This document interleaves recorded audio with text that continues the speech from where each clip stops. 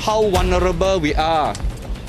Dengan satu pintu tidak berfungsi, sudah menjejaskan 600 lebih akaun yang membabitkan mungkin 2-3 juta orang terkesan oleh satu kejadian.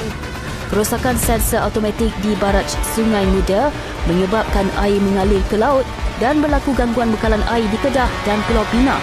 Susulan itu, paras air di Sungai Muda menurun kepada kurang daripada 1 meter berbanding 1 hingga 2 meter dalam keadaan biasa. Lebih 400,000 akaun pengguna di Pulau Pinang dan lebih 200,000 akaun pengguna di Kedah dipercayai terjejas akibat insiden berkenaan. Lembangan Sungai Muda yang sepanjang 180 km ini merupakan sumber air utama bagi negeri Kedah dan Pulau Pinang.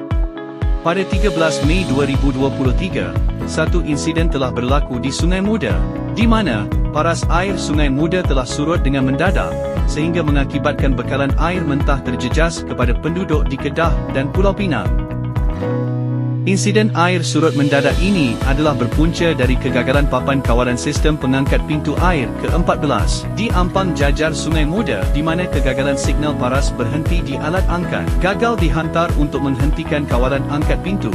Seterusnya telah membuka pintu air secara maksimum tanpa amaran. Keadaan ini menyebabkan air di Sungai Muda dilepaskan ke laut dengan banyak, sehingga paras air Sungai Muda surut ke paras 0.67 meter di bawah paras normal sungai. Langkah-langkah segera telah diambil oleh PLSM dengan mengoperasikan kesemua pintu air baraj secara manual dan membuat pelepasan air dari empangan beris bagi memulihkan paras air Sungai Muda kembali ke aras minimum sungai untuk membolehkan bekalan-bekalan air domestik beroperasi semula. Kerajaan Persekutuan telah segera meluluskan peruntukan bagi menaik taraf infrastruktur mekanikal dan elektrikal di pintu air baraj Sungai Muda.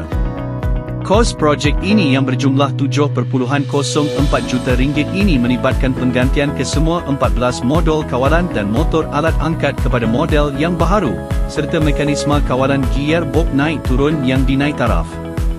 Projek menaik taraf ini telah berhasil sewaktu musim monsun timur laut baru-baru ini, di mana kesemua 14 pintu air berfungsi secara optimum dan telah mengelakkan bencana banjir di kawasan lembangan Sungai Muda. JPS melalui PLSM merancang menaik taraf sistem kawalan otomasi operasi Ampang Jajar selaras dengan kemajuan teknologi semasa.